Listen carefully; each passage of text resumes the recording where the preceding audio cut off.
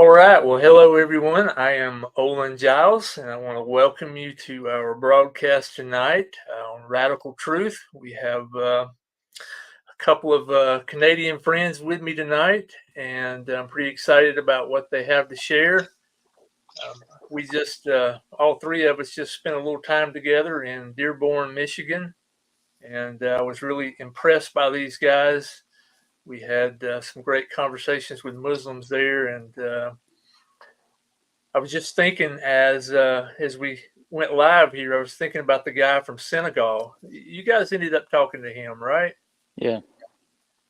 That was Yeah. that looked like a great conversation. Maybe tonight you can share a little bit about that conversation if you have a chance. Sure. But I'm going to start out with maybe you guys telling us your name and telling us a little bit about the ministry. You're with the Center for Strategic Apologetics, and just tell us what you do and a little bit about what you're going to share tonight. Yeah. Should I start, Alex, or what do you want to do? Yeah, go ahead. Go ahead. Yeah. So my name's Greg Armstrong. I'm a pastor in the Toronto area in Canada, in Mississauga specifically, church planter. I've been in ministry, I don't know, more than 10 years in pastoral ministry. One of the focuses I have is trying to connect with people of other religious backgrounds in our region, because what we found is, or what I found and what motivated me to step out to church plant, is that the church really is not equipped or really active even in reaching out to specific religious backgrounds. And one of those, obviously, we're here talking about Islam and the Muslim people. So that's one of my main focuses in outreach ministry these days. And Alex and I serve together, just partnering together. And so we formed this ministry we call Center for Strategic Apologetics, I should say, CSA. So we'll explain more about that. But at the essence of that is we want to be sharing with evidence and reasoning with people around us, and have a strategy. And it's really important that, often Christians not only are just often not engaged, but let's just talk more on the level of people who are engaged, who are interested in apologetics, who want to, more intellectual in the way that they're communicating their faith. Even in that crowd, which I think we all are part of, often there's I would say, and Alex and I would agree, that there's a lack of strategy when it comes to, especially about Islam, but sometimes in general in evangelism. So what we find is very important that we have to develop an approach. It doesn't mean that everything is identical in the words you say, like exactly a script, but it's very important that we understand the principles we're using, why we're approaching a particular people group in a certain way, and that's based on understanding where they're coming from. And I think probably we can all agree, anybody who's watching us who's been involved in interacting with Muslims, and not just watching videos online, but actually talking to real people, it can be pretty challenging to have a fruitful, productive conversation that gets anywhere. So that's what we want to aim at, is how do we move it forward and not feel like stuck and having the same arguments, often, sometimes very argumentatively, and sometimes it can get heated with the way that I would say a lot of the other stuff that I've learned along the way from many other people using different kinds of approaches, or just arguing about any issue that might come up. So in other words, the difference would be, for us, we want to identify what are the foundational issues, and then strategically, step by step, build a case for not only the Bible, but also we're making a negative case also, where we're critiquing the Qur'an as well. So that's kind of behind what we want to do, and we want to aim at, let me put it this way, we're not aiming at persuading Christians that Islam is not true and that Christianity is true. We're aiming to persuade Muslims. Okay, so that is a very different thing, and I think people should recognize that it's a very different thing. So what may be a valid argument logically, what may maybe a sound argument, even using that technical language, the technical terms that I mean by that, that doesn't mean that it's a persuasive argument. So the question is, what will actually move somebody to rethink things and to be more open to, ultimately, to the gospel? And we're going to talk a lot more about that. But that's kind of the heart behind it. We want to get through to them, not just have arguments over and over again, getting nowhere. Awesome. Alex, you want to share? Yeah, just shortly about myself. My name is Alex Kiringli. I think I could call myself street evangelist, and also I do a lot of online evangelism, and I do in both in English and in Russian as well. And the rest of the ministry, now the bigger part of the ministry is Greg and myself doing with Muslims specifically, and not only Muslims, but specifically with Muslims. So I think we could start presentation so the people will see our pictures, taking, just explaining what we do. Okay, so I will share my screen. Well, I just appreciate you guys.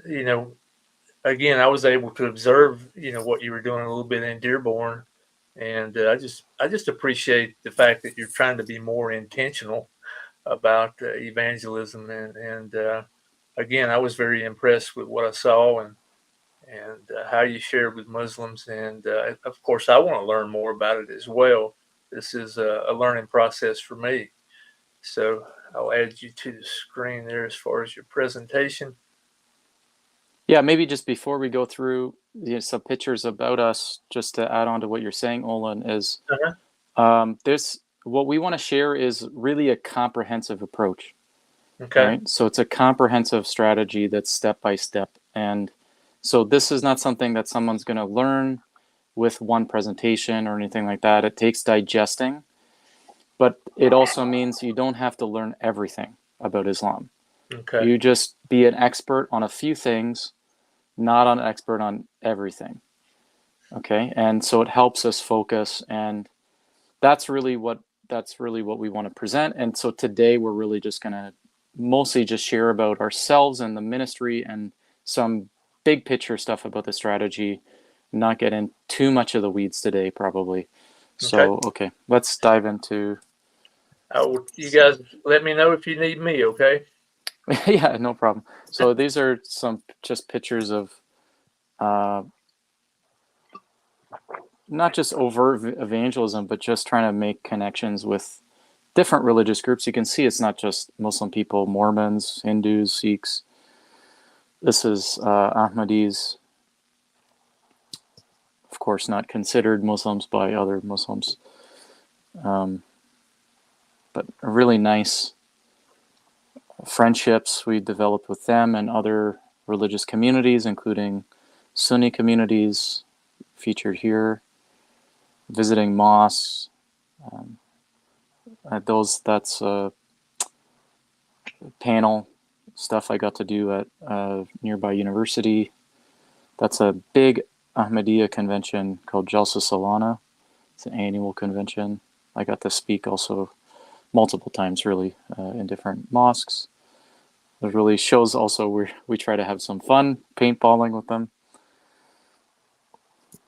The images are going so fast, I don't know how to talk about them, but you can just see kind of a big picture perspective, different ways that we're connecting, and that's a really good one with sitting down, doing coffee. That's my main thing that I like to do, and that's us doing outdoor outreach. This was this was in Dearborn.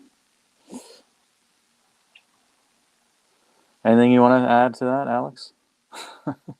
That's about it. There so you go. now, There's yours. Okay, so I call my ministry Road to Christ, Minister to Muslims. So hit I button click it? for it to go. Yeah, click it. It will go for the next There slide. you go. So I was doing the street outreach from 2007 to 2019. So you could see my setup and the table. And as I talk to Muslims, I talk to everybody who comes in, right? Because I don't really approach them with a track or the Bible. I wait for them to show up to come to my table because I'm visible.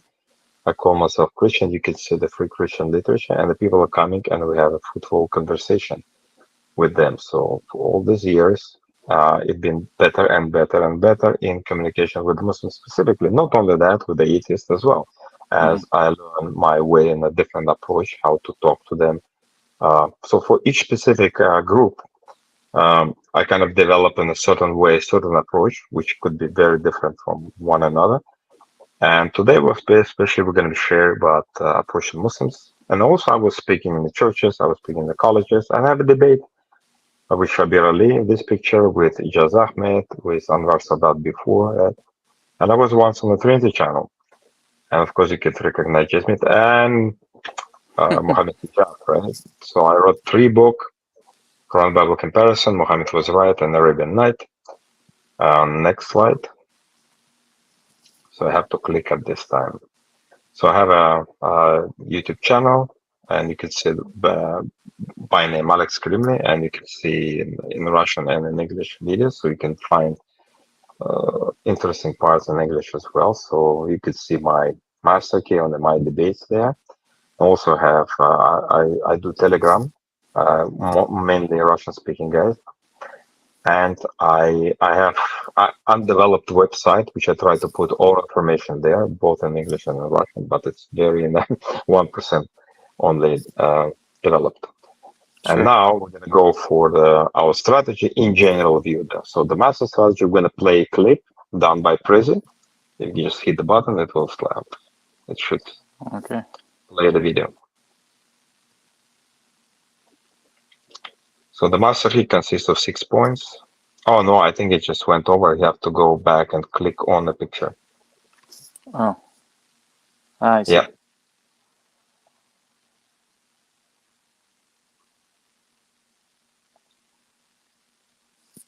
Let's see if it works. I wonder if it's not going to work. Yeah, it might be not going to work. Might require your, because you sent it to me. I think it has to come from your computer. Okay, well maybe let's summarize what's in that. We can talk about 5 pillars, right? Yeah, we can talk about 5 pillars. So we have the master key zoom. Like we talk about the trilogy. We have 3 main arguments. And the number 1 is the master key, which is like evangelistic tool, specifically. When the first time you meet with Muslims on the street, you have only so much time we can share with him. And that's what I'm going to share with him. So I'm going to talk about the Torah and preservation of the Torah. I talk about the Quran, as Quran and Torah are not incompatible. I talk about Abraham. I talk about Ishmael, about Muhammad. And of course, at the end, we're going to talk about Jesus. So click the next slide. So here's I'm going to explain our methodology using the satellite launch system. So if we want to, let's click next slide. So we're going to launch the satellite. That's our goal, to put satellite on the orbit. And next one.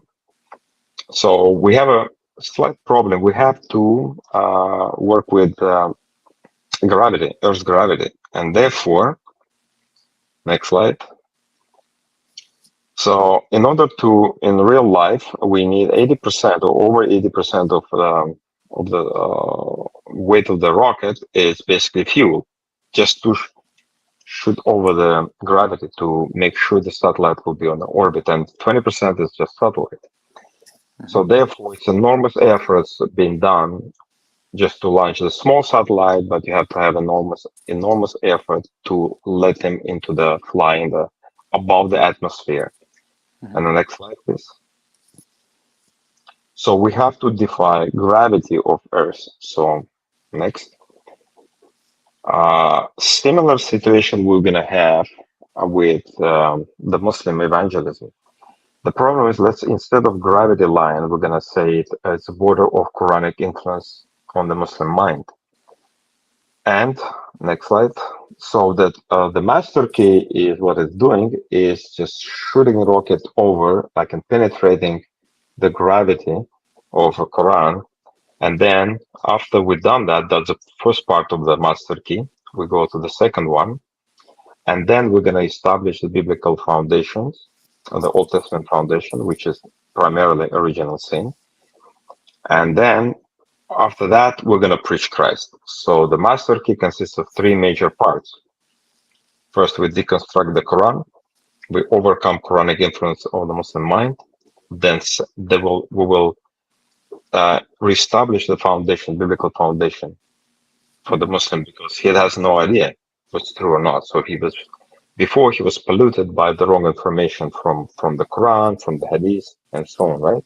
Mm-hmm. So we'll took it away, and then we're going to establish biblical foundations. And after that, we go to the New Testament and preach Christ. So that's what we do.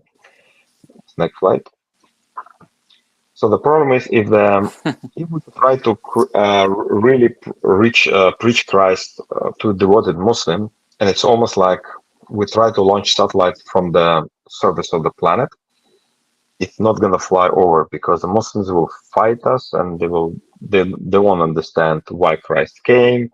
What's about Trinity? It's all tons of questions they will ask you, and you're going to lose valuable time. As I said in the beginning, the time is very important because when I meet Muslims on the street, on the festivals, so I have only so much time at my hand, and I have to do it the best work and the most powerful argument I have to present. So it forced me to go into the certain mode and to achieve the goal. So instead of going back and forth answering their questions, if I start with the Christ, I'll do different approach, right? So let's go for the second one. Because people say, well, but some Muslims are coming to Christ with simple gospel presentation. Sure, there are nominal Muslims, which influence of the Quran on their mind is very shallow. Therefore, yes, we already have a rocket long enough, so to speak, then we could launch a satellite, or we could present Christ right there, and they'll be ready to accept it, right? Yeah. But according to the next slide, what I call born again Muslim, like really what it wants, we need way more efforts, and we need more arguments, and we need more facts to show them. Yeah, it's actually funny that so people might be surprised. Christians might be surprised you're using that terminology, like you're just meaning like they're more committed. But it's interesting because we were at a convention, Muslim convention in December, and I was just having a conversation with a guy, and it came up naturally in conversation where he, as a Muslim, described himself as born again. So I've heard a sheikh use that language too. So obviously they don't mean it exactly in the same way we do, but they do mean it in the sense of take the shahada and like live as a serious Muslim. Yeah, that's right. And of course, I want to say about trilogy. So we have master key, that's number one, which is I explained to you the strategy behind master key. Then we have two more arguments. You have opportunity to meet Muslim again. We'll talk about possible corruption of the Torah based on early Muslim Islamic sources, I should say. And we deconstruct that idea of Torah, because that's biggest issue. But the Muslims today, they claim without any shadow of a doubt that the Torah we have right now is totally corrupt or partially corrupt. And we're going to play alongside with them. With the entire presentation, they could take maybe 1 hour or so. We'll deconstruct that very strange idea and showing how illogical it is. And then the final one is Midrashing influence on the Quran, which is basically the final argument to dismantle Islam. And the Quran is basically to show the source of the Quran is not Jibril, is not Allah, is not God, definitely, but it is the Jewish people who was speaking or teaching Muhammad the oral Torah, which we could call it Midrash Agada, with the stories which rabbis created in the time of Jesus, maybe before him, and definitely after him, but before Muhammad. Even some of them developed after Muhammad as well.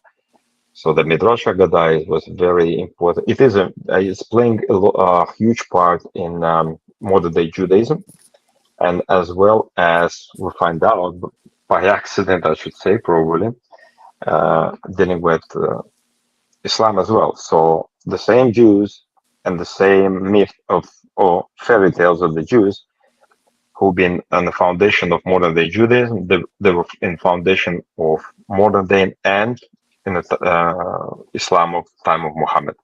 And we're going to show evidence to the Muslim, a lot of evidence. Then it was Midrashic influence in the Quran, and Muhammad, without knowing, was difference between the oral Torah, so to speak, and written Torah.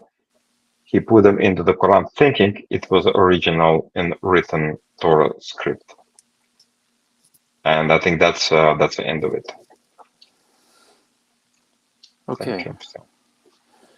So, great, Alex. So maybe I could just, in my own way, also explain it, Yes. because Alex really created the foundations of everything this strategy involves. But he and I have been working on it together now for developing even further the last few years. And for me, kind of coming on board, also learning it, and I needed to like digest it myself and own it. So a lot of it was me asking questions about why do you do this thing in that way and like in this order and make these points. So I think it would be helpful to take a step back and talk more about general principles. I'm going to see if I can pull up my, find where it is. My present, it's not really a presentation, but it's a file. And it will just at least show. So Olin, I'm going to try to share screen. I don't know if I'm going to need you to prove it.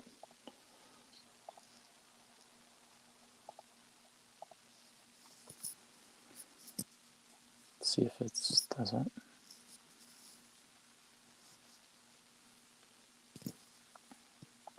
Make it bigger.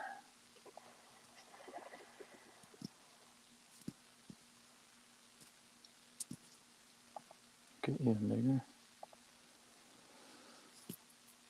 Okay, so basically we have a bunch of general principles that we follow that I think are really important to articulate so that people know where we're coming from. And we're going to go back over the things that Alex was talking about so that people can understand. And it's very, very important. And I'm saying this as somebody also who came on board and learned it from Alex and then studied stuff on my own to try to figure it out and then put it into practice and learning through experience and then further developing it. And improving it for sure. And improving it for sure, yeah. And what I would say in my own experience and having learned a lot of other apologetics also about Islam, I would honestly would not use anything else now. So this is what I think. I firmly believe that every Christian who's involved in Muslim ministry needs to learn this content. It is will change the way that you are having conversations with Muslims and will actually lead to something productive. So here are general principles we start out with. One is we want to be respectful. That it should go without saying, but frankly, a lot of times in Muslim ministry, a lot of Christians are not being respectful. So we do not approve of that at all.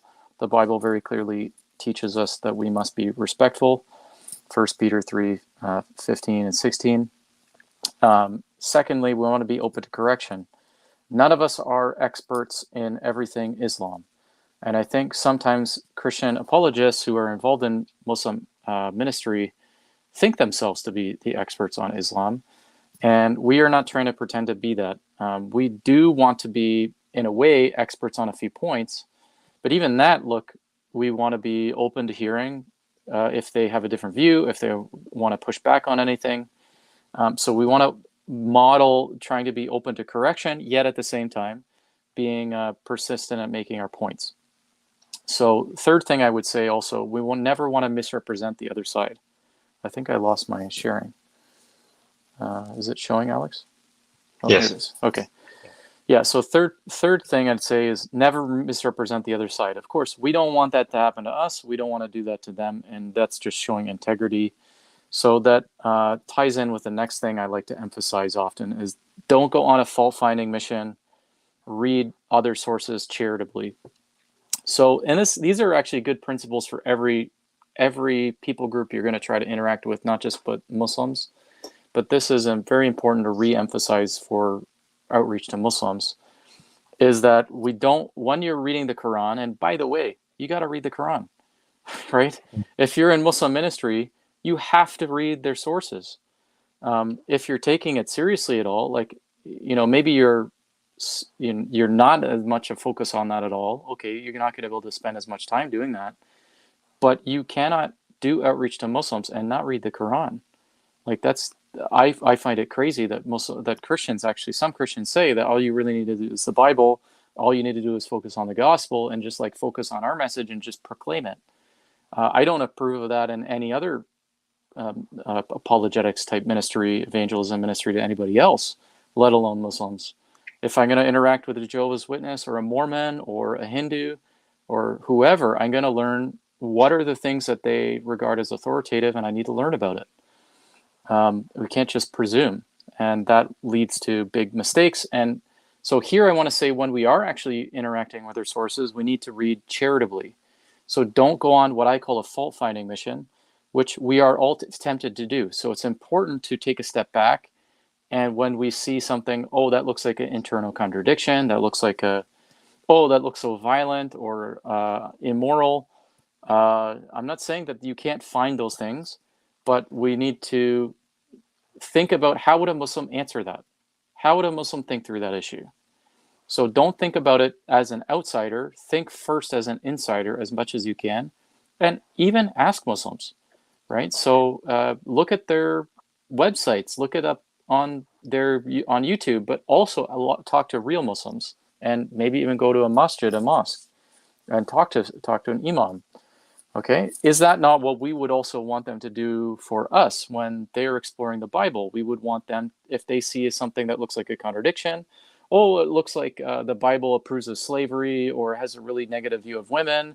I mean, this is not just Islam has stuff that people who are non-Muslims will look at it and say, well, that's really bad.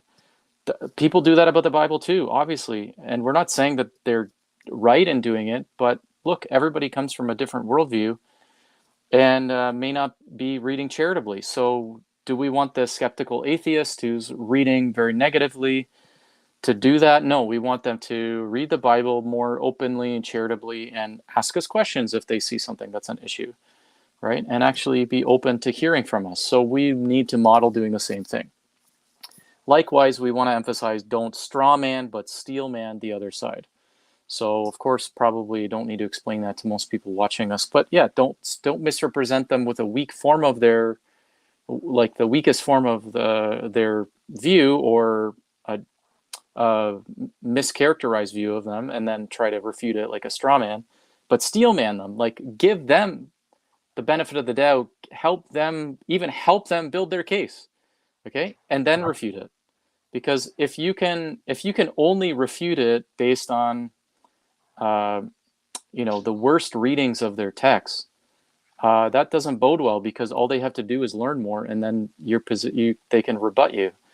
So we want to anticipate where they're going to go. Like a really good example of this that I'll pick on is, look, people want to say, there's different Arabic Qurans, okay, and there's different qira'at, there's different readings or recitations of it. Well, look, many Muslims, they'll just say, in fact, look, I was at a neighbor had a wedding, Muslim neighbor. I went to the wedding, it was very nice. And I'm probably the only non-Muslim guy in the sitting there, and I'm overhearing some young Muslim men in their 20s talking about a study group that they have. And it just so happens, it just came up just in their own conversation. They're talking about Qira'at. Okay, they're talking about the different recitations. And, oh, like we were just learning about that in the study group. You should join the group. And it's not like they're talking about it as an issue. It's not like a problem, okay? Because they don't see it as a problem. So they think this is just a point of faith. So if I approach it like, oh, this is like a secret that Muslims aren't talking about. Well, they are talking about it because these guys were talking about it and I didn't even know them. They're not online. They're not Yasser Qadi.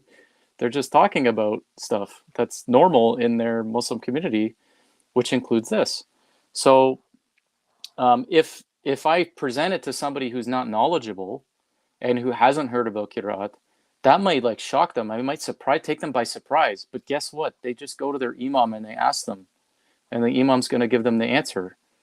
And you know, even if you as a non-Muslim don't think that the answer is a very good answer, maybe you think, well, I don't like that answer. I think that doesn't make sense. It doesn't make sense to me as a Christian. Well, it doesn't have to make sense to you as a Christian. You're not a Muslim, right? So it only matters to Muslims, because what we said at the outset is we want to persuade Muslims, not Christians. Okay, so that argument might sound very good to you as a Christian, as an outsider, but for insiders, for knowledgeable Muslims, it's not even an issue. So, you know, you, like us as Christians, Christian apologists harping on this issue, it's actually embarrassing. I'll say it like that, because it really isn't. It makes Christians look like they're completely out of touch, and also that they're trying to be deceptive, because they're taking an issue that Muslims understand and they have answers for, and it's not an issue to them. And they're trying to, like, it looks like to them, Christians are trying to target the, like you were talking about, the nominal Muslims, Alex. Vulnerable. Right? Talking to nominal Muslims who are not very knowledgeable, who might not know about the issue. Oh, that might take them by surprise. But that is actually deceptive, right? So I would say that's a problem. So I would say what we need to do is steelman the other side. So make it as strong as it can. And then, okay, that's not an issue for them. Then we don't make that an issue. Okay. Yep. Okay. So next thing I want to say is, don't defend every point. Focus on what matters. Like Christians, and I used to be like this more so, I've had to learn, like, adjust when doing Muslim ministry. Like, Christians want to argue, especially Christians in apologetics, which, like, I value that highly. They want to argue about everything, and they want to win about everything. They want to correct every little thing. So the point here is, don't defend every point. You know what's going to happen all the time in a conversation with a Muslim? They're going to say something that's a mistake. That's historically incorrect, that doesn't accurately represent Christian theology or doctrine or ethics or an interpretation of a passage. They do this all the time. And frankly, Christians can do this too about Islam. But the point is, if you're going to then say, oh, hold on, no, that was a mistake, and then you're going to argue about it, you're going to go off track, away from things that are foundational, that actually matter, and then you're never going to get to what matters. So for us, we want to focus on only what matters, which is the foundational issues. And let me just say, the foundational issue that we would need to talk about is which scriptures are from God, right? Which are God's word, because that's where we get revelation about God. That's how we know about him and how we can be reconciled to him. So it doesn't come from our own opinions. It shouldn't. It shouldn't. It doesn't come from, for the Christian theologically minded people, it's not general revelation. You don't get salvation through general revelation. You get it through special revelation. So that's scriptures. That's scripture revelation. So which scriptures are from God? That's what it's going to come down to. It is, to use the Reformation concept, it's the formal principle, not the material principle. So it is what defines what is true theologically, not just the content, right? So this is so important, because it's about what is our ultimate authority, what is our final authority or final arbiter. Our infallible standard is, well, look, we're Protestants, we follow sola scriptura. The Bible alone is our infallible authority. So, but for Islam, it is Quran and Sunnah. Okay, it's their very sources, including Quran. So that's what we have to get to at the foundational level. When Christians, it does relate to this point 6, but just to say, look, all the Christian apologists, anybody who's engaged with Muslims, knows that like the things they're going to end up talking about that they want to talk about is about the Trinity, is about doctrine about the divinity of Christ, the injustice of the atonement. How can an innocent man die for other people? Blood atonement doesn't make sense. Original sin is unjust. Okay, it doesn't make sense. So those are the things that they're typically going to focus on, and typically they're going to focus on New Testament theology and New Testament issues. So what we think is so vital to understand is that the real foundation is actually goes more foundational than New Testament, more foundational. Look, might sound wrong, but I'm going to say more foundational than Jesus is the earliest scriptures, because Jesus came to fulfill the earliest scriptures, the Torah, the Tanakh, the Old Testament. So Jesus said he didn't come to abolish the law and the prophets, but to fulfill them. How would we know he's the Messiah? Well, he can't just be the Messiah because he claims it. He has to be tested by the earlier, already established authority, the scriptures that are already revealed. So that's actually, in a sense, the ultimate foundation. So all the later scriptures build upon the earlier, and then they become also equally authoritative for us once they're established. So for us, what we focus on is Torah. We only focus on Old Testament and specifically Torah or Pentateuch. And that's where we go. We want to redirect conversation away from talking about Trinity and things like that, which are basically New Testament issues. And we want to get to the foundational issues about Torah. Okay, and we can talk more about that. What else to say? These principles, no double standards. We don't want to use anything that in our approach that, like critiquing the other side, that can be equally used against us, or even just perceived to be equally used against us. What was an example? I was just watching a debate earlier today. I forget what the example was, but let's use it. It was like taking women like POWs, like prisoners of war and captives in war. And Deuteronomy talks about that. It gives case law that is about that. And of course, like Christians are going to critique Sharia laws about that, etc. And then Muslims are going to say you're misrepresenting it, you're mischaracterizing it, you're reading it uncharitably, and then they're going to say, well, look, you also have the same issues in the law code as well, in the Mosaic law code. And the Christians are going to say, well, no, that's behind us. We don't follow Old Testament. This is the typical answer, and I always tell Christians that's a bad answer because you're actually inconsistent now, because we have to be able to defend all of the Bible, right? If you're a Christian, you don't just believe the New Testament. You shouldn't. You should believe the whole Bible. So that means all of the Bible is right and just. Okay, we need to defend it, all of it. So to say, well, okay, well, that's a problem in Sharia, but then to say it's not a problem in the Torah, well, okay, but then a Christian can say, well, it's not exactly the same thing. The Sharia it's really actually unjust if you understand it accurately, but the Torah's law code about that is not. And I'll say, okay, I may agree with you on that. But the issue is not what's persuasive to Christians, but what's persuasive to Muslims. So on this point, I'm going to say, look, to Muslims, this looks like a clear double standard. So you're reading it uncharitably, and then you're not really defending it on our side. And you just say it's Old Testament. Usually that's what Christians say. And even if you're going to try to defend it being judicious, it's not going to be seen that way, and Muslims won't hear you out on it, and they think that you're misleading. So, and I think that they have reason to see it that way from their perspective. So I'm going to say don't use those kind of issues. So we don't use that kind of stuff.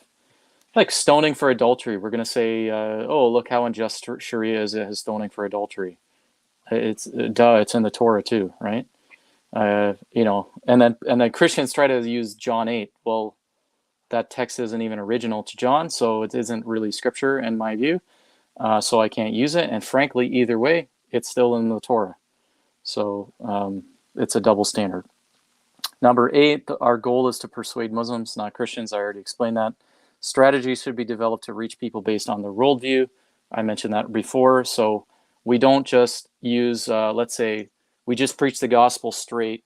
And we use like a Romans Road strategy, verses from the book of Romans. All of sin have fallen short of the glory of God. The wages of sin is death. The free gift of God is eternal life in Christ. And Christ came at the right time to die for the ungodly. And confess with your mouth and believe in your heart. Like that's basically those are the verses. Well, you can use that in sharing the gospel with anybody at some point, but the issue is where are they?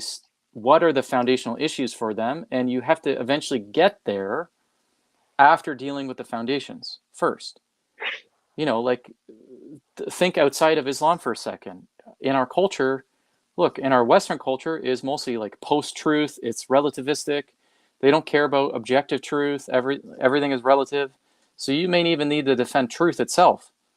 And then you may need to give evidence for God's existence. Like there's different issues you may have to do at the foundations first.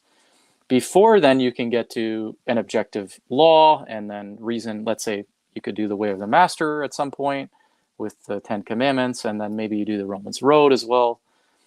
But everybody's coming from a different place. So we need to know where they're coming from and address those foundations first.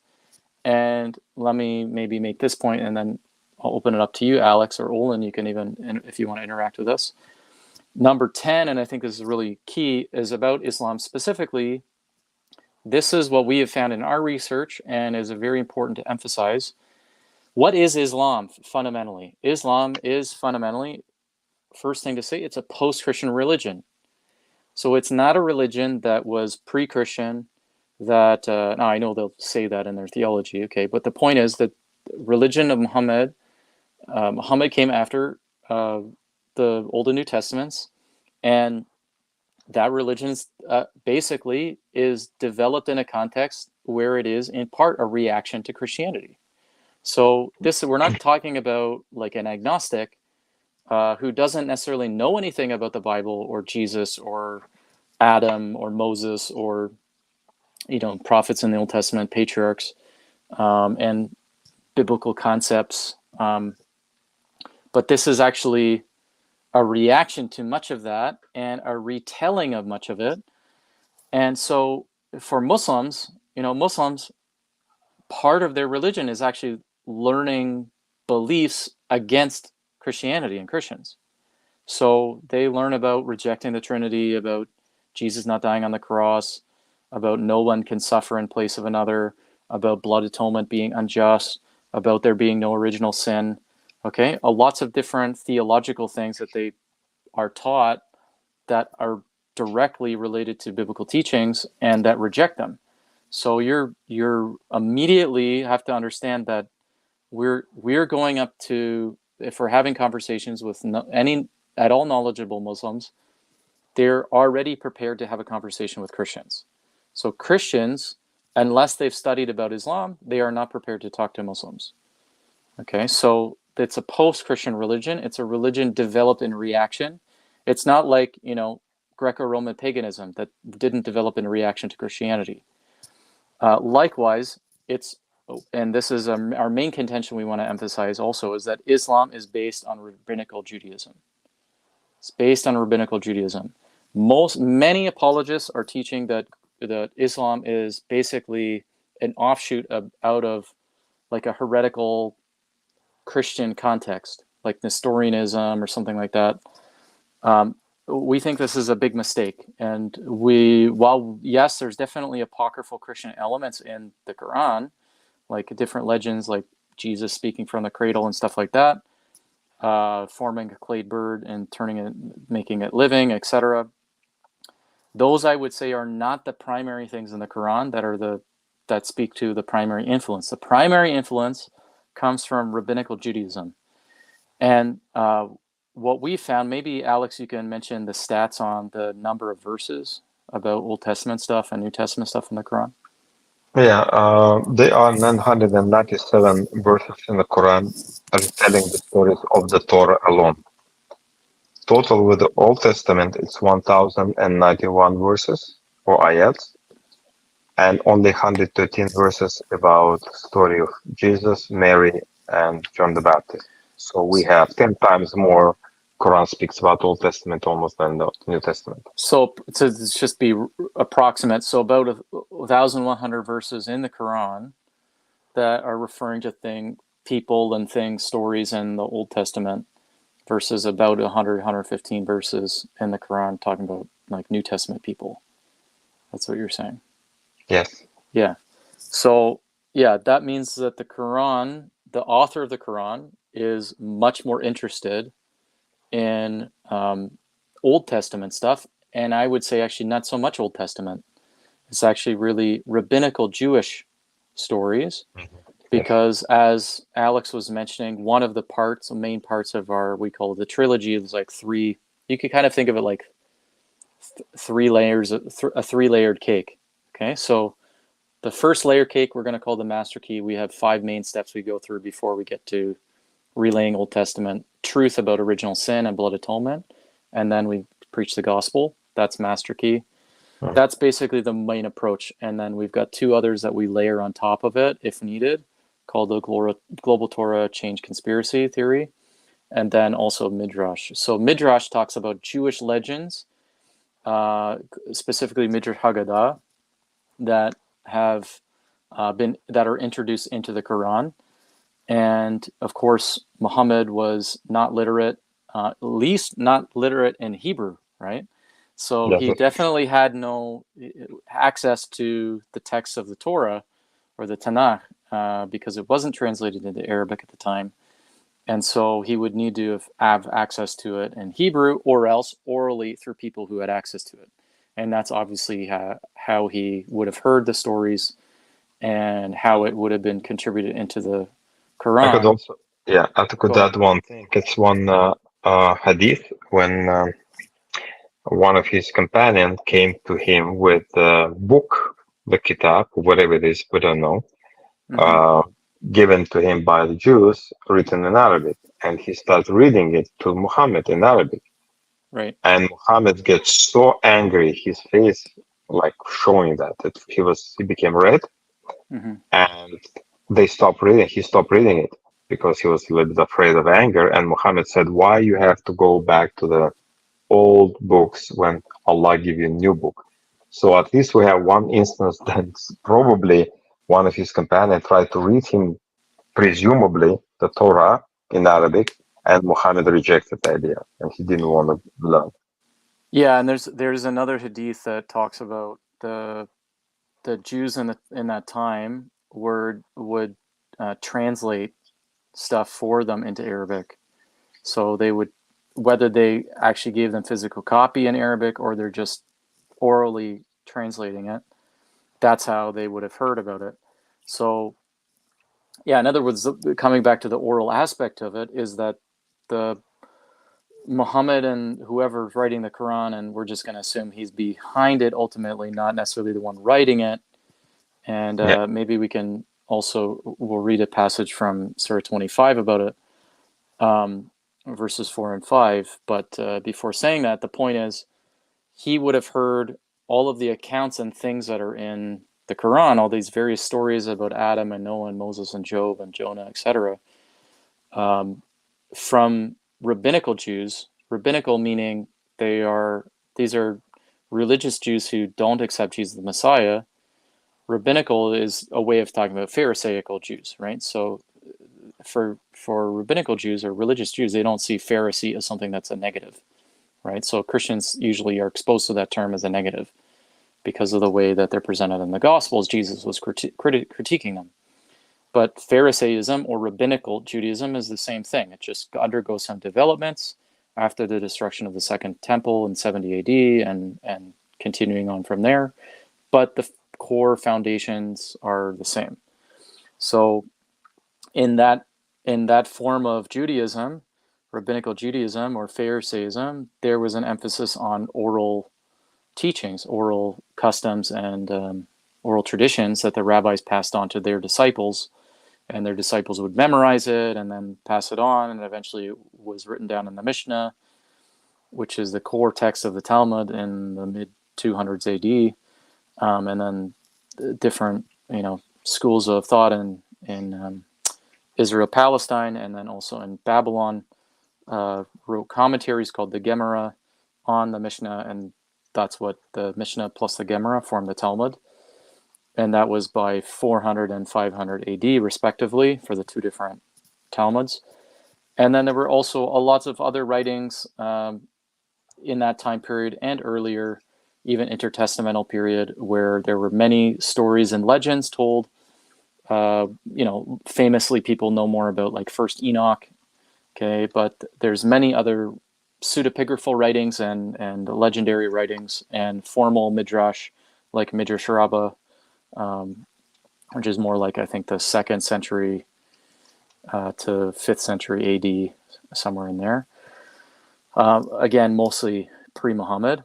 And so when the stories are told about various figures in the Old Testament, like the patriarchs, like Abraham, or someone like Jonah, those stories are told not by just reading it from the text of the Tanakh, the Old Testament. They're just telling stories about those people. And those stories are a mixture of what's in the text and in our scriptures, as well as what's in these legends that the rabbinical Jews also believed. So why would they not tell them those stories if they believe them as well? So that's what we find in the Quran, is that the primary influence is from rabbinical Judaism, and that's why we see actually elements of these midrashic legends all throughout all the stories. And I should say this is our approach, is we do narrative comparison. So if you think back to those 5 pillars that Alex was mentioning earlier on in the presentation. As a matter of fact, I uploaded the ahead. file, and Oh, if you can show, it's on the MP4. Date is yesterday, so you can play the file. I will comment on it.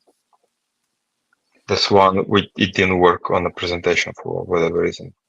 Now that it's MP4 Sorry, file. it's in the Google Drive? Exactly the same folder. Okay. Just going to download it. It's very short. Yeah, so just bear with us here. Yeah, so this is the Prezi thing that you got? Yeah, exactly. So it helps to have visual. Yeah. A little bit, at least, better than for me just to have static images, just a little bit. We should use more AI for that, I hope, eventually.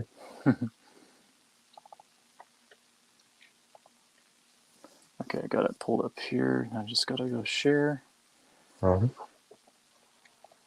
on the... There it is. It's less than a minute long.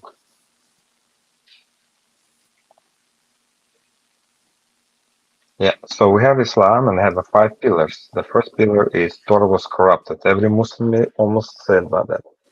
God revealed the Torah and the Quran. I mean, original Torah and the Quran, right? That's what they believe. The third pillar is Islam is an Abrahamic religion. The fourth, Muhammad is Ismailite. And God is the source of Muhammad's revelation. That's what they believe. That's 5 real foundational pillars of Islamic belief. But okay, hold on. Hold on. Let's just unpack it a little bit for them, okay? Okay, let's go. So so basically every time that you're going to have a conversation with a Muslim, they're going to want to talk about Trinity or Jesus' divinity or whatever it is. You're going to have an argument about it, and then what it's going to come back to, even if you, let's say you show them verses about Jesus' divinity or whatever, you're going to argue about it back and forth. They're not going to accept it. But let's say even they accept it. Let's say, imagine you can actually get them to accept that's what the New Testament teaches. Then what are they going to say? You tell me, Alex. They will sell your New Testament as corrupt. There you go. Okay, so the Bible's corrupted anyway, so you wasted all this trying to convince them what the Bible teaches, but it's corrupt anyway.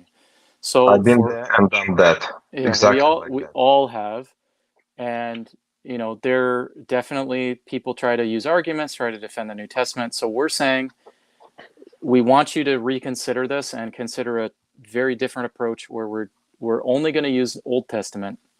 Okay, we're going to at the beginning, and we're going to use Old Testament and talk about how the Quran talks about the Torah, specifically only the Torah, not the Injil or the Zabur, just the Torah, and show them actually that this first pillar, let me pull it up, okay? Mhm. Essentially, we're saying these are the real 5 pillars of Islam, okay? The real 5 pillars is not so much, okay, it is what they say, but we're doing this tongue-in-cheek.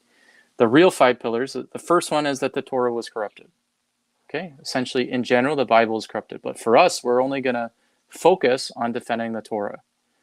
But actually, anybody who's been engaged in Muslim ministry and knows Islamic apologetics knows that, or has read the Quran, not as a Muslim. Okay, Muslims that read the Quran, they're influenced by what their community teaches them about how to understand it. But anybody just naturally coming to the Quran and just trying to understand it sees that the Quran presents a very high view of the previous scriptures. It does not clearly teach that they're corrupted, at least in the text, right? Maybe in how they were explained or interpreted and practiced, they were disobeyed. Definitely the Quran says that, but it doesn't say that it's textually changed or corrupted. So for us, we're only focusing on what does the Quran say about the Torah, and we're going to reestablish the Torah from the Quranic point of view, and we're going to establish it specifically not today, but in the time of Muhammad. Okay, because the Quran doesn't talk about today. The Quran only talks about in its time. So when it was being revealed, it's confirming, like in Surah 241, that my revelations, Allah says, my revelations confirm that which is with you, the scriptures that are with you. So then it's addressing the children of Israel in verse 40. So 241 is saying the Quran confirms the Torah that's with them. Okay, so that's, when is that? So we just look at it exegetically. It's saying the children of Israel in the time of Muhammad, because it's in the time that the Quran was being revealed, right? So it's very clear when you look at it, the Quran actually it affirms the reliability and authoritative nature of the Torah, at least for the Jewish community in the time of Muhammad. And for us, that's really all we need, because we have manuscripts that predate it. So what we do with step 1 is we show what does the Quran say about the Torah, and we can be just, walking through some verses carefully about that. And then we bring up the Dead Sea Scrolls, Septuagint, things like that, manuscripts we have before, and that's point 1. Okay, now we go to point 2. So God revealed the Torah and the Quran. So you want to explain that, Alex? Yes, basically every Muslim will agree that original Torah, and of course later on, 2000 years later, the Quran was revealed by the same God, or Allah they call it, right? Therefore, it should be no contradiction between both of them. And that's what they like. We're gonna talk about that second pillar, how it's like how different they are, and Okay. in a field that Muslims don't know. Yeah. It's more Okay. details. Right. Okay. So this is important to let's elaborate on this. Muslims, if you're talking with a Muslim, and generally Muslims, when they think about Christians and what Christians believe and the Bible overall, even though they don't necessarily know what the word Bible means, but when they think of the Christian scriptures in abstract and they're talking to Christians, they think we have a lot of common ground. Okay. Mhm. And where we have common ground is obviously not about what we differ in our theology about Jesus and Trinity. That's different. So they think, oh, but what will they always say? They'll say, well, look, we have all the same prophets. Okay, Mhm. all the Old Testament prophets and Jesus. And we even have a high view of Mary, and of course that's kind of funny for Protestants to hear. Okay, but but they'll say, yeah, even Mary and John the Baptist and Jesus and Zechariah. Okay, in New Testament period, say, look, all of them plus Old Testament, Moses and Adam and Noah, etc. Okay, and so what Christians end up focusing on, they think that they need to talk about the gospel because they think that's the most important thing And theology. to talk about, and theology. So for us, it's a very good point. Can We you play don't. that clip, by the way, of this Muslim man? Yeah. If you Okay, can Olin, find I'm it. gonna try to. Can you just do it on yourself? Oh, Share yeah. screen the same way. Yeah, actually, I can try to pull it into the... Mhm. Okay, hold on here. Yeah, okay, I think I got it.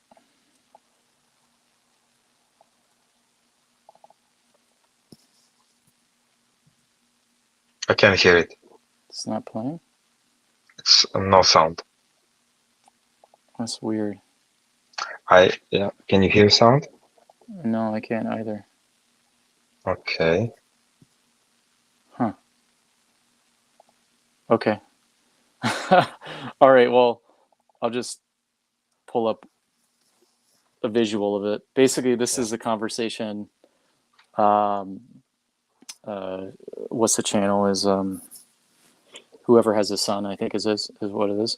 So the Christian guy Hussein is talking to this young man and a Muslim guy, and in the conversation he's talking about, the natural thing that comes up is about the corruption of the scriptures, the corruption of the Bible, and he basically makes the point. It's like, well, not like everything would be corrupted. The Muslim says this, right? It wouldn't just be like everything. They're not going to rewrite everything. They don't, obviously Muslims don't know what might be corrupted. The only thing that they would obviously think is corrupted is anything that is theologically different, right? Because the I Quran wonder if must the be closed true. captioning. So Yeah. I think it's closed captioning is still up, so maybe it will be showing on the screen for people to read. I don't know if it will Because I saw show it. something coming up. It's just the verses, I think, at the bottom. No, okay, maybe it's not. Right. Yeah. Okay. So basically, what he says that what would be changed is something ideological or theological, we could say, right? He says something ideological. So that's what Muslims think is. It's not anything that would be changed. It would be something that's theologically motivated, right? Because so they think New Testament must be changed because the Christians originally had the gospel, from Jesus, and that was lost, and then the followers wrote their own 4 gospels. This is what Muslims believe, right? And they even though they don't have historical evidence of it, they don't need historical evidence. Okay, they already believe the Quran is from God, so the Quran contradicts it, so therefore it must be, even if we don't have evidence for it, it must be there somewhere, even if maybe the evidence is lost. So, but what they reason is that hypothetically there could be a motive there that's theological. So they change the theology, so that's what motivated to have something different. Okay, so for us, we want to avoid focusing on talking about theology, or we could say doctrine. We don't want to talk about doctrine at this stage. We want to focus on, we'd say, rather than doctrine, we want to talk about details. We want to talk about the details of the stories, only about focusing on Torah or Tanakh more broadly, Old Testament. And we focus on the parallel stories that are in both the Quran and the Old Testament. Only the parallels, not like things that are only in Old Testament, not in the Quran, because the Quran doesn't recognize that. So as long as the Quran is talking about Joseph being thrown into a well, etc., Jonah preaching to the people, even though it doesn't identify them as Ninevites, but that's presumably how they understand it also in the tafsir. So whatever it's mentioning that's also in the Tanakh, especially the Torah, we want to be able to have a conversation and compare those stories, because in those stories, it's presumed that they are very similar. And the reality is they are not very similar.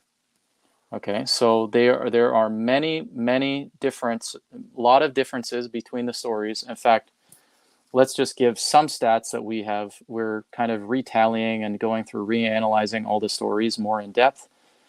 I recently did a close comparison of the Adam narratives in the Quran to Genesis, and we came up with, I think it was about 90 differences. Yeah. Just in 90 differences in the accounts of Adam and Genesis, about 110 in the story of Noah. I'm redoing analysis of what is it called? Joseph right now, which is a huge one. There's 98 verses of Joseph in the Quran. And so far with Alex's tally, he's got 215 differences. I'm estimating probably 300 to 400 I will come up with in the end. In 98 verses. Okay, so that's more than 2 each verse differences. So would we say that the story is similar if it has more than 2 differences or even 1 difference in every single verse? It's not the same story. And these are, at least the majority of these are not just mere differences, they're contradictions. Okay, that cannot be reconciled. So even if 50% of them you can reconcile them, 50% you cannot. Like very clearly you cannot. But the Quran says that the stories in the Quran confirm the stories of the prophets in the previous scriptures. Okay, that's in 1094. If you're in doubt about these things, then ask the people who read the scripture before you. And the context of that is talking about stories that are in those verses and this is in Surah 10. 94 is that verse. It's a common verse that Christians in apologetics are aware of. And in the context from verse 71 to 93 in Surah 10, it's talking about stories about Noah and Moses and Pharaoh. Okay, going all the way up through verse 93. So then the next verse is talking about if you're in doubt about these things, and if you read the clear Quran, Mustafa Khattab's translation, he actually inserts in brackets, if you're in doubt about, in brackets, these stories, then ask those who've been reading the scripture before you. So where would you find these stories about Moses and Noah and Pharaoh? Torah. It's in the Torah. So who are you going to ask? The Jews. When could they ask them? In the time of Muhammad, right? Go ask them if you're in doubt. So, and don't focus on Muhammad's doubt, because that's actually, Muslims don't understand it being Muhammad's doubt. The point is, anybody in the hearing of the Quranic revelation about the stories in that time, and when is the Quran being given, according to Islam, in the 7th century? So, check Torah from 7th century or earlier for these stories and see if the stories in the Torah corroborate the stories in the Quran.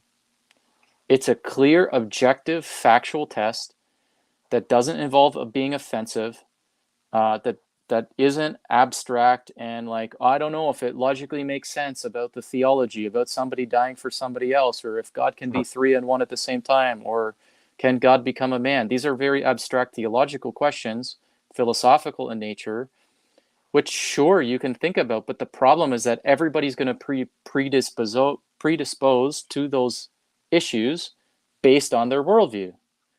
And the Muslims are going to be predisposed based on what the Quran teaches. Okay, and we're predisposed based on what the Bible teaches. Exactly. Okay, so the question is, what is we could kind of say a tiebreaker? What is going to actually, we're at a stalemate. How are we going to actually change the situation? We're going to change it by focusing on factual, clear things that are indisputable and that have no ulterior motive behind them that would explain why the biblical text, the Torah, would be changed in those ways, right? Yes. So yeah, go ahead, Alex. Yeah, I think we might go to the Yeah, third. let's keep going. Yeah. Okay, so just before we do the third, I just want to explain. So what we're saying with number one is that we're talking about how the Quran affirms the Torah in the time of Muhammad.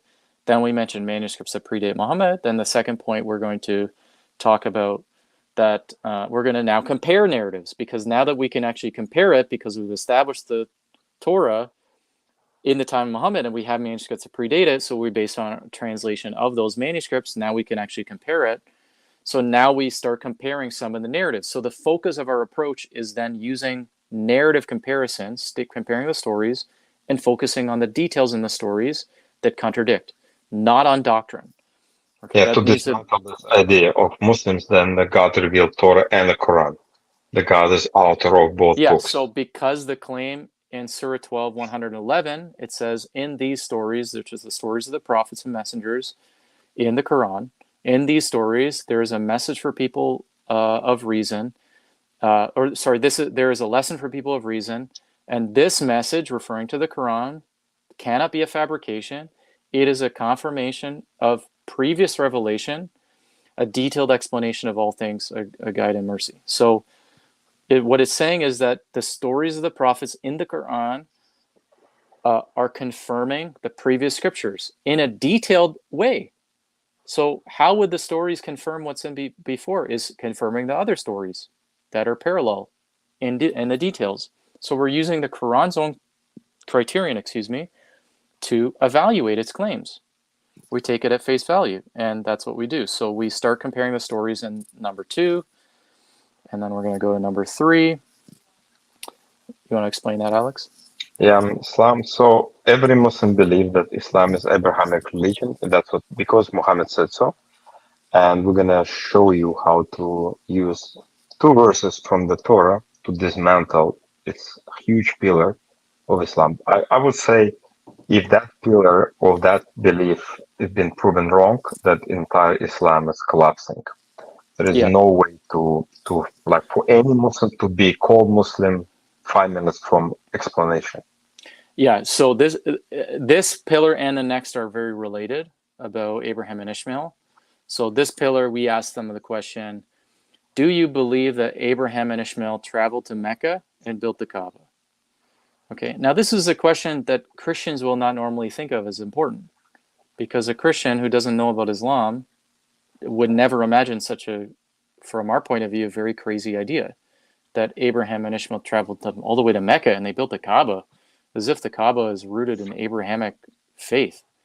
Okay, so this is the pillar that we're focused on, whether they traveled there according to the Torah, and whether Ishmael settled there and then Abraham returned and built the Kaaba with him.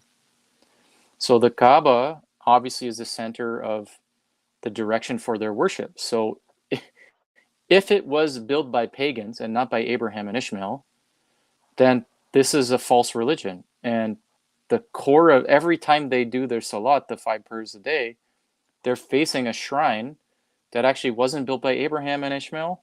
Of course it wasn't, right? But they believe it was. So that's what gives it legitimacy. If it was actually founded by Abraham and Ishmael, then God established it. It's from God. Okay, so this is another house of God. It's actually, in their view, Muslims don't normally use this language, but it is.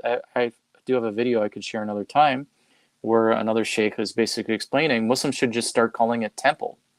Okay, it is a temple, but Muslims don't like temple because the temple language is associated with idols, right? So they'll say it's a house of God.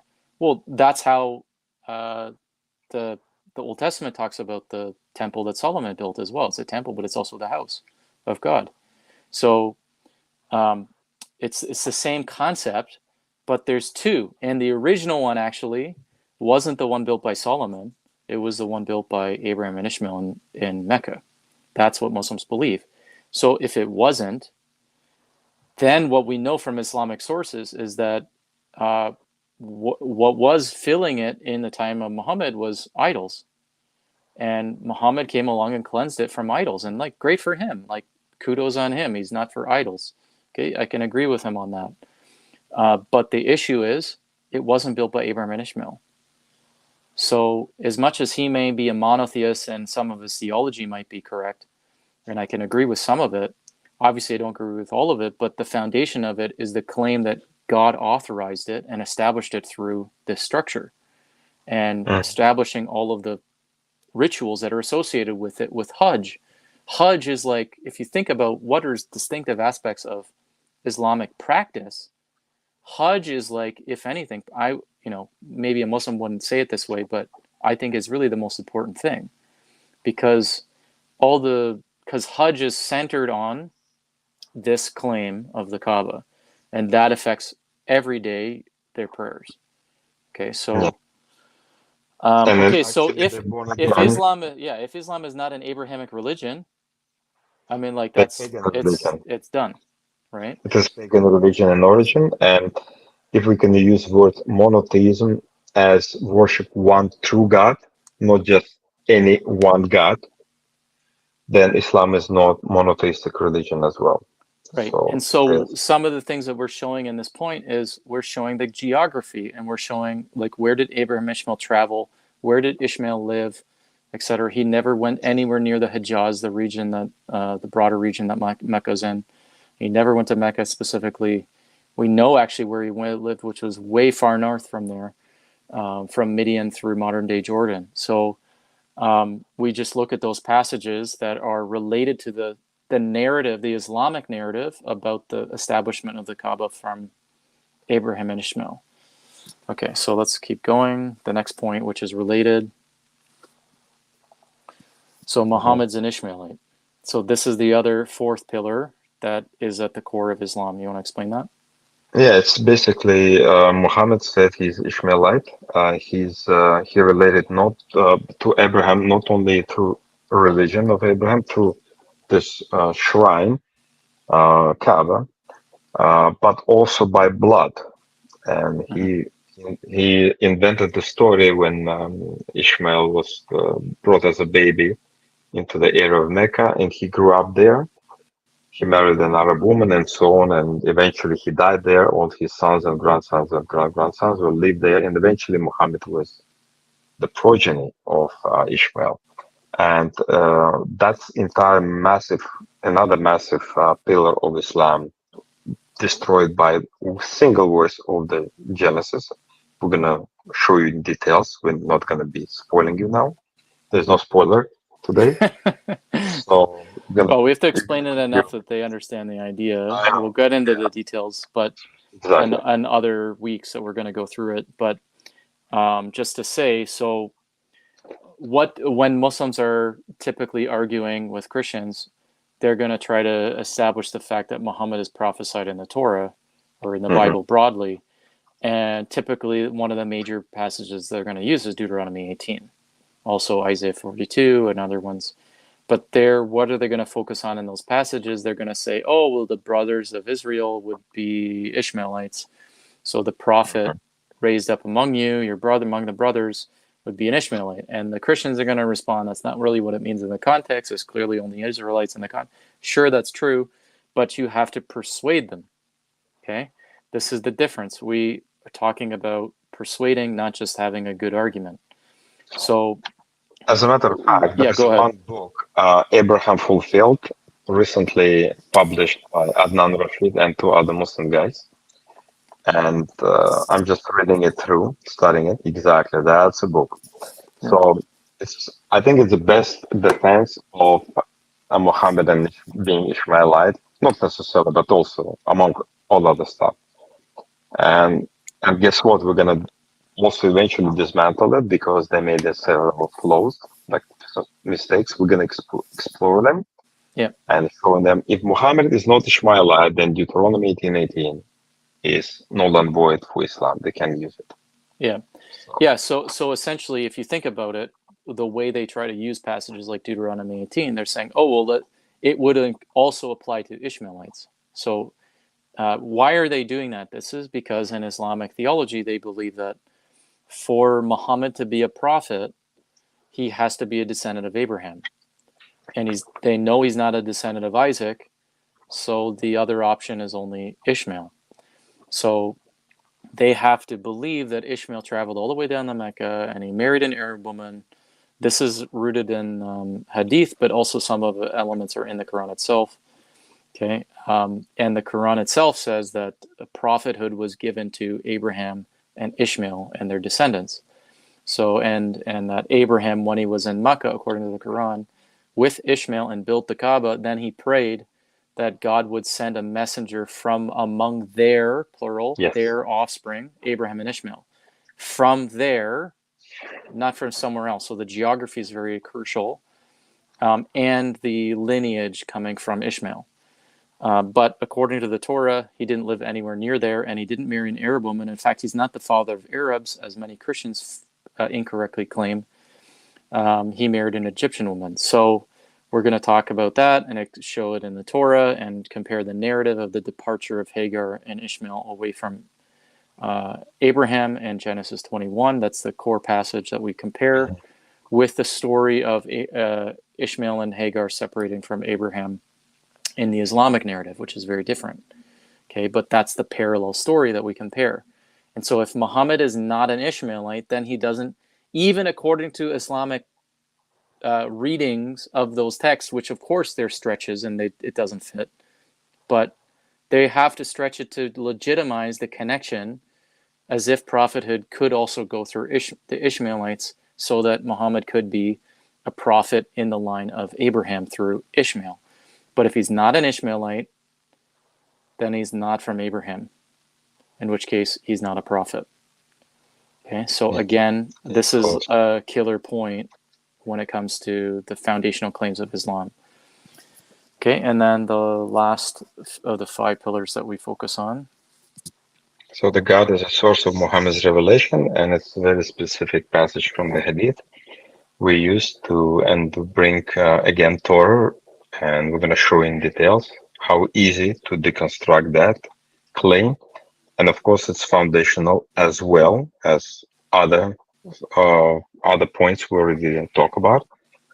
And it's very interesting because it's clearly show how Muhammad was influenced not by the Holy Spirit or angel or anybody, but by unclean spirit or jinn, as he thought.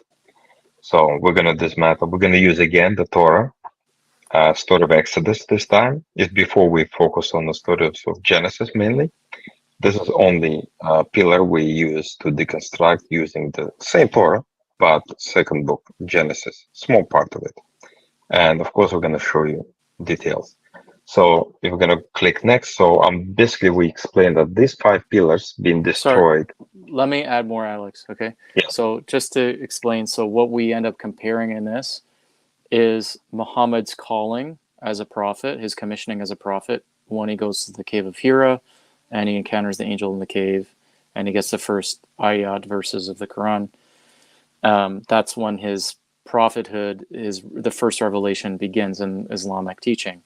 So we end up comparing that with, obviously we don't have it a direct parallel, but there is a parallel that's claimed to be there according to that same hadith, where Warqa bin Nawfal says that the angel that appeared to you in the cave, Muhammad, is the same angel that appeared to Moses.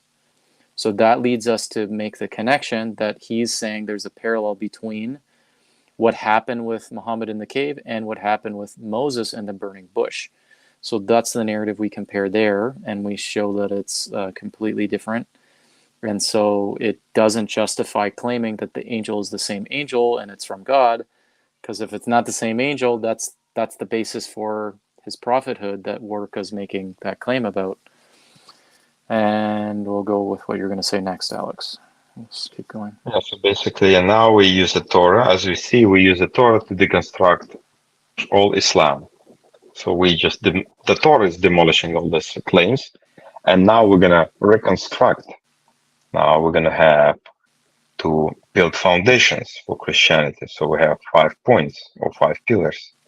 And number 1, of course, it is the original sin.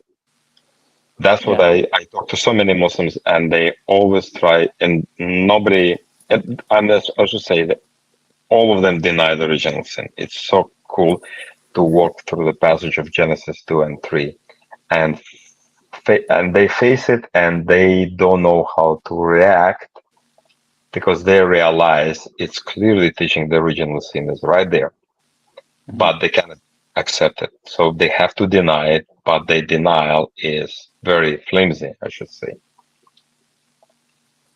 Okay. Yeah.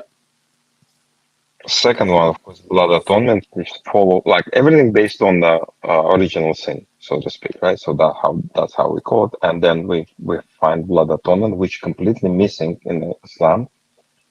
They have idea of Qur'an, but they have nothing to do with the sacrificial system God gave it to Adam and so on, and other prophets. And then, of course, we talk about messianic prophecies, like talking about Christ, and then we talk about theophanies, how God appeared. Yeah, it appeared in creation and taking on physical forms in different ways, including in human form, like in Genesis 18. And then finally, we start talking about gospel and present Christ as crucified Savior, God Himself who came down and uh, spilled His blood. Yeah, died for Spilled us His in our blood, died place. for Yeah, us. So and that's resurrected. foundation exactly. So that's Yeah. how we're gonna. So we they take down the wrong foundation of Islam by the Torah, and then using the Torah to build the true foundation, and then it's up to the Muslim to accept or deny it. Mm-hmm. Okay, that's Maybe we could get Olin to come back in, and we can have maybe more conversation about it. yeah. Stop sharing. Yeah. Awesome, guys. Thank you so much. I was just trying to take as many notes as I could. So, yeah, Olin, you have any questions? I'd love to elaborate on anything. I don't really. I mean, like I No. said, most of what I have here is just notes, and I just, I think at this point I'm just trying to understand and make sure that I follow along through your steps. As I watched you guys while we were in Dearborn, and I didn't really get to listen to the conversation, but I could tell it was getting really intense with several Muslims, and I'm Not assuming intense with heatedness, though. that's right. Yeah, Yes, yeah. thank you, Greg. Yeah, they were very engaged, and you could Mm-hmm. tell that. That's probably a better word. Yeah. But Yeah, no, I intense is fine. I just wanted to clarify. Actually, it almost never gets heated that's right. Yeah, because we don't.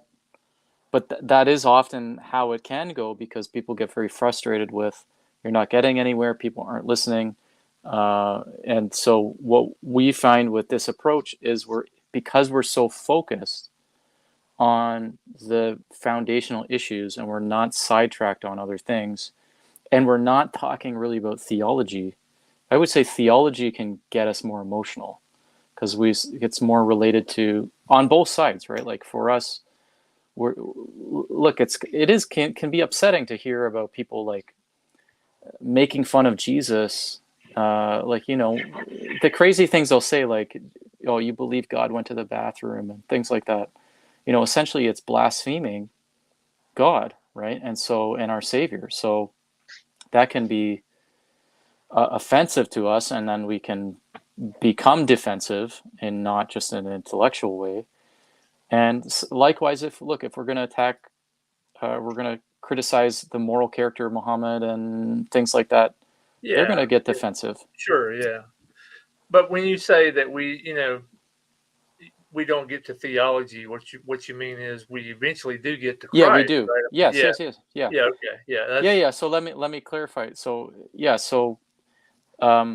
if you remember the image that Alex was sharing at the beginning of the presentation about the rocket, so let me kind of Yeah. explain that in my own words. Like, so first time I heard him share that, it didn't like click for me, but yeah, basically what we're saying is that when you're trying to shoot a rocket into space and get it out of the grip of gravity in the atmosphere, you have to, so much of the mass of the rocket has to be fuel to fight against the strength of the gravity that's pulling it down, right? So essentially we're saying that this is an analogy for the strength of the pull, or the influence of the Quran and Islamic teaching on a Muslim. So for us to get to the gospel, which is what we want to get to, but we want to get to it when they're able to hear it, right? If we say it too soon and we haven't laid the proper foundations, they'll either not understand it, or they'll think it's foolish and it's crazy. So and is obviously heretical from their point of view, because the Quran teaches against it.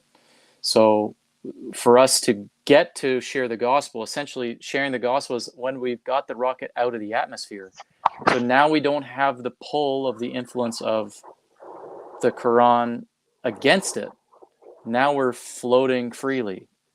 So, but for us to get out of the atmosphere in the grip of gravity, we have to dismantle that influence. So we've got to deconstruct the influence of the Quran and its authority on Muslims. And that's what let's say 98% of our approach is doing. Okay. Because that's the thing that's standing in the way. Then when we, let's say we've done that. Okay. It's easier said than done, right? So let's say we've accomplished that. Then they're not coming as a Muslim anymore. Okay. They're not coming with those commitments. Then what we've done is we've used the Torah all the way through deconstructing Quranic teaching. Okay. And so we just keep using the Torah. Now, instead of focus on deconstructing, now we reconstruct. We can reconstruct the foundations that have been distorted in the Quranic retelling of the stories.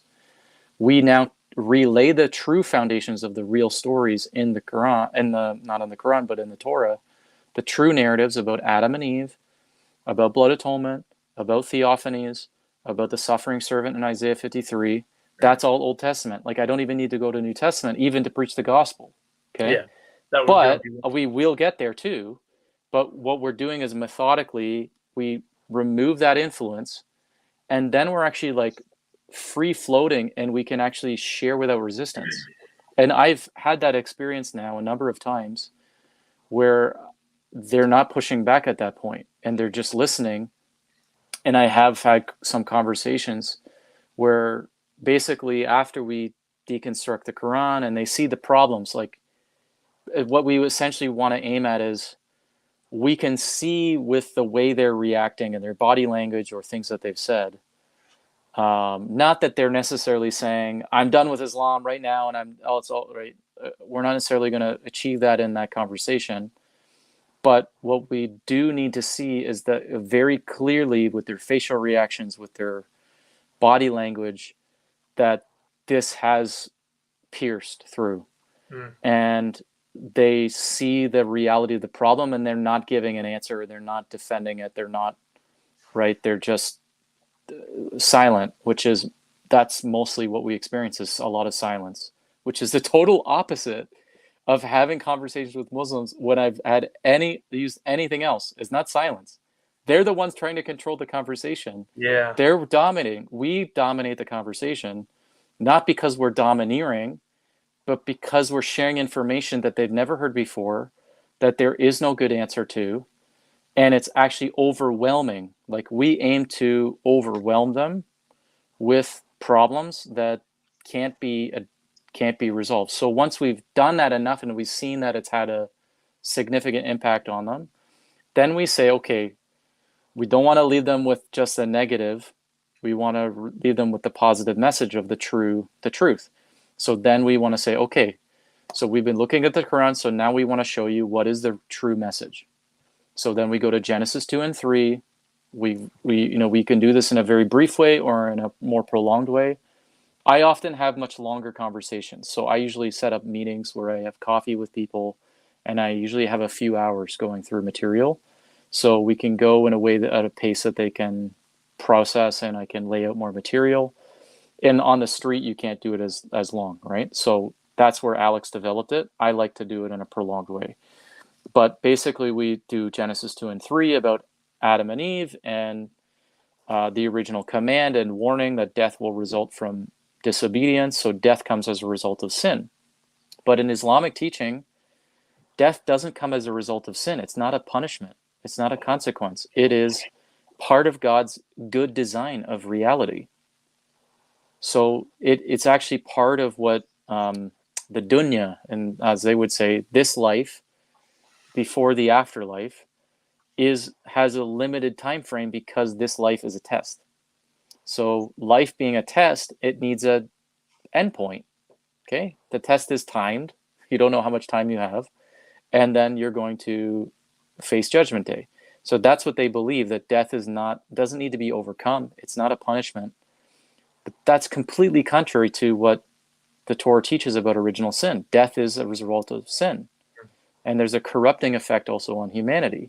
So that's also not taught in the Quran. They teach the doctrine of fitra, which is that you're born pure and that you're born untainted, and that the only reason that people don't continue as Muslims as they grow up is because of influences from parents and culture and stuff like that.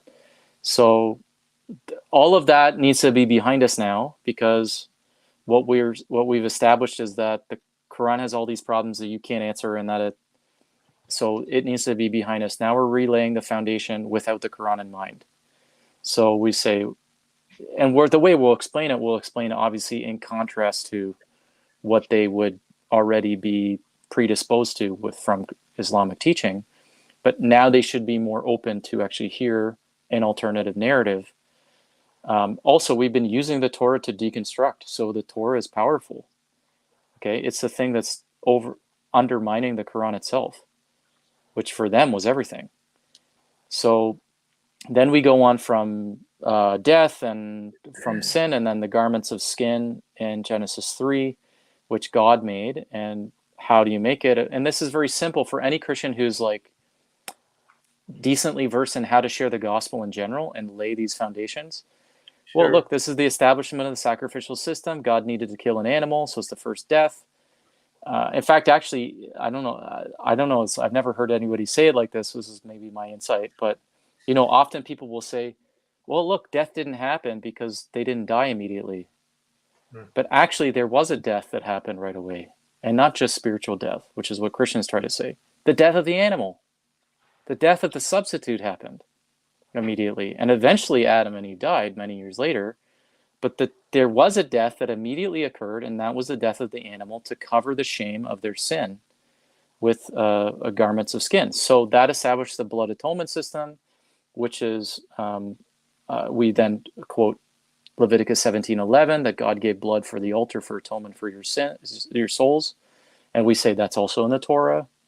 Okay, so the Torah it's got there all the way from the beginning. If you want, then as an extra, you can also do theophanies. I've done this sometimes, but not all the times, where Genesis 18, with the three men, one of them is Yahweh, two of them are angels. The two angels go down to Lot and Sodom and Gomorrah in chapter 19. And then at the end of that narrative, it mentions, you might know this verse, that Yahweh rained down fire from heaven, from Yahweh out of heaven. So Yahweh on earth and Yahweh in heaven, you've got two figures who are both Yahweh, and one in a human form in Genesis 18, right? You can go to Exodus 34. You can layer on as much as you want if you have time, right? To layer these foundations of theophanies in the Old Testament. The point is the reason why we don't find it weird that God would come down in incarnate form permanently, taking upon a human nature, is because we've got all this precedent that's in the Tanakh of God doing that in different temporary ways.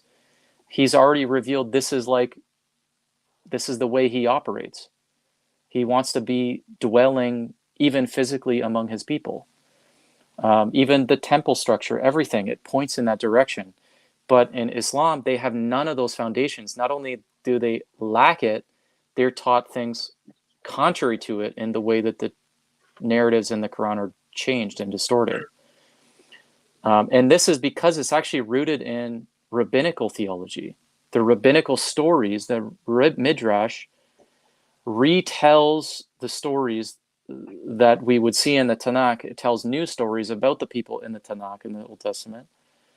And in the rabbinic Midrash, it actually is embedded their theology.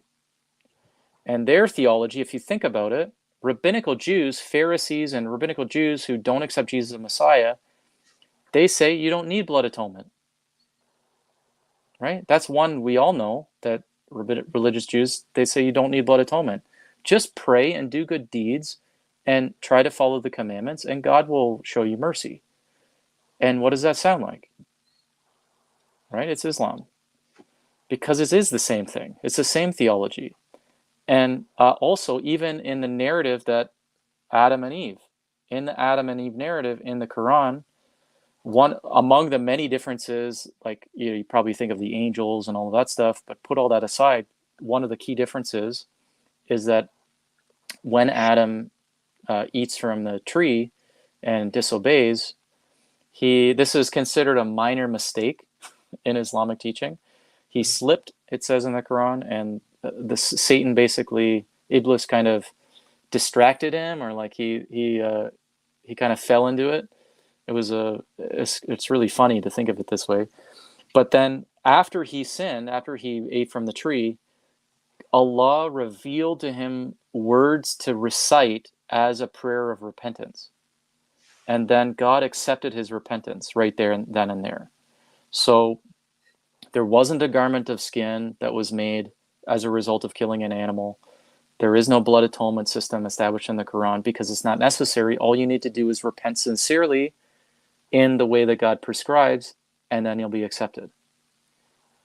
So that also is in Midrash. It's in Jewish teaching, it's in rabbinical teaching as well. And that is in the Quran. So the narratives that tell about Adam repenting, it's in Midrash, is also in the Quran. And it's in the Midrash where they're basically distorting biblical theology to support their own ideas by fabricating stories. And that's what we have in the Quran. So that's why the theology is so different. It's rooted in those narratives as well. And then we go on, coming back, so we relay those foundations of original sin, death, blood atonement, theophanies you can do, and then Isaiah 53. So suffering servant. So you've got, because you've already done blood atonement, you say, look, the Messiah is supposed to die for our sins as a substitute, innocent for the guilty, and as an intercessor. And usually what I'll do is when I read it to them, I won't tell them what it is. I just read it. And then I ask them, what does that sound like? And they always say Jesus. And then I remember I think more than one of them had said to me, like they reacted like, wow. One of the guys said, yeah, wow. And it's like, that's Jesus. And I said, yeah. And then I'll ask him, like, why do you think it? What in those verses tells you that it sounds like Jesus? So I'm not just going to accept it. I want them to root their answer in the text. So it's because it's the scriptures that need to convict them, not me. And then I remember this one guy. He said, "Why don't the Jews believe?" Right? Like after reading Isaiah 53, he's like puzzled. Like why? Like it's so obviously Jesus. So why don't they believe? I said, like that's a really good question, but it's also the fact that Islam is essentially an offshoot out of rabbinical Judaism. It's the same foundation why they both don't believe, right? So then we can go on, we can use a New Testament, Romans Road, you can use the 10 Commandments like the way of the Master at that point. And I do that. I'll do the way of the Master mixed with Romans Road. Because now I'm just sharing the gospel. I'm like I would to anybody that doesn't have other issues, right? If I'm just doing straight gospel, that's when I can do straight gospel. Does that make sense? Well, this issue of original sin is a big one for them to get over, at the get-go. Huge, yeah. Yeah. So maybe the next time when we pick up, we could just give like maybe a 2-minute version of the whole methodology as we start, and then we'll pick up where we left off. But we can go through each of the pillars more in depth, one by one. And it's really important. I'll try to explain along the way why we're focusing on these things and why at this point, and and if you have questions along the way, maybe even people they want to, I don't know if there's a live chat and stuff, and if they want to put stuff in, they have questions. Olin, you can let us know. But like this is something that isn't just theoretical. This is stuff we do in conversations with Muslims of all different stripes. This is actually for all Muslims. It doesn't matter if their ethnicity, if they're Pakistani, if they're Indian, if they're Arab, if they're whatever. It doesn't matter their sect either. They could be Sunni, Shia, Ismaili, they're Ahmadiyya.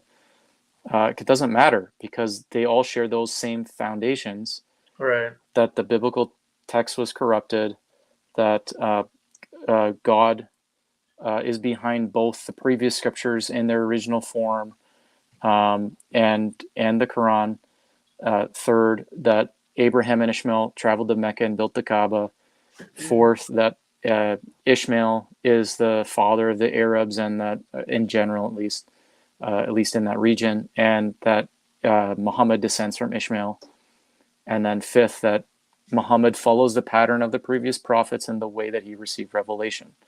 So those are the real pillars that we go one by one through, and everybody, Sunni, Ahmadi, doesn't even matter, even if they don't consider them Muslims or not, okay? Like, they all make those same foundational claims. Sure. Yeah. All right. Well, awesome. I appreciate you guys taking the time to do this tonight, and we'll, like I said, pick it up the next time. Maybe next week. I don't think we've actually decided yet, but when we do, I'll make sure I post it on YouTube. And any closing thoughts for you two? Anything you want to share before we leave? I think we're anything, Alex? Try to think. That's what I was hoping for. Yeah, sorry. It's okay. I wanted to give you an opportunity. Yeah, so I can easily talk a lot. So no, but just thanks so much, Olin, and appreciate your friendship and just opportunity to share. Thank you so much. This is not something that we. It's not about us. We just want the information out there and for people to see why it's actually so vital, and to learn. Like, here's a well thought out strategy, step by step, that we can learn and use. So if people also do want to, like, if they're serious about, they want to really learn, I don't know if they have a way to reach out to you, Olin. Is there any way they can? Yeah, there's an email associated with the YouTube channel, and they can also leave comments too. If anybody watching later has a question that they want to put in the comments, we'll do our best to try to answer those the next time as well. Okay, and I also have a YouTube channel. We haven't been posting really this year, but we need to get back to it. It's a very young channel. We just started last year, and then we've just been busy. But it's called Until All Here. So we're just kind of at the beginning stages of that. Alex has his own channel, I think is his name, Alex Grimley. So if if somebody wants to reach me, they can find our Instagram page for Instagram account for Until All Here, and they could send me a direct message through that, and then we could potentially share contact info and stuff. So I always like to help coach people and give like even one-on-one advice, because we want to help people really learn it. Yeah. Okay. Yeah, I'm gonna say probably in the end that it might sound like a lot, but in reality, it's very little.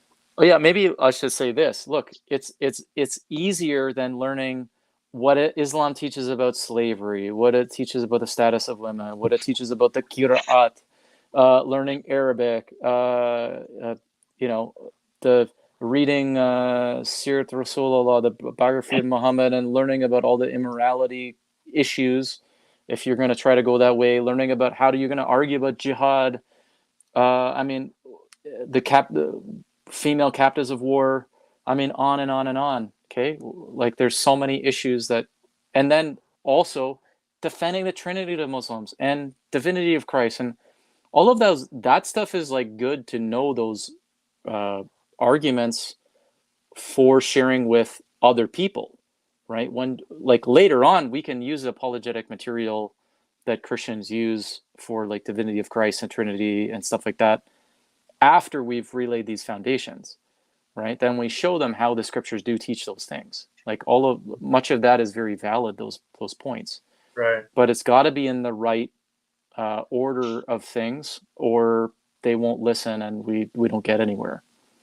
So just to keep in mind, like if you're trying to think like how much you would, if you're going to reach Muslims, like serious Muslims, not just like nominal Muslims who don't know much, you want to reach like knowledgeable Muslims, which is what our aim is as well, then look, just hypothetically, how many books do you have to read? How many videos you got to watch? How, like, you've been in it for now a little while, Olin. Like, it's a lot of research that you have to do.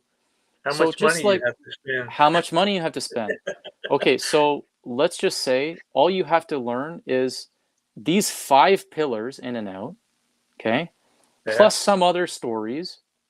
Okay, but that's the main stuff you just got to learn. You got to master that. You do have to put in time and commitment to learn it, Yeah. but you don't have to learn everything. Awesome. Well, I look forward to hearing more. And I just want to say that really enjoyed spending time with you guys in Dearborn and meeting you. And Yeah. of course, Likewise. meeting Steve with you in person and some others, Clint. We had a great time there, and look forward to next year. And of course, I look forward to next week. Maybe we could do this again next Thursday, perhaps, if that works for you guys. But either way, we'll try to do it, pick up where you left off next week. Yep. That Great. sound okay? Yep. Okay. Thanks so much, All Olin. right. Okay. Thank God you. bless you Bye, guys. everyone. God bless you. Okay. God See bless. you soon. Yeah. Bye. See you. Bye. Bye bye.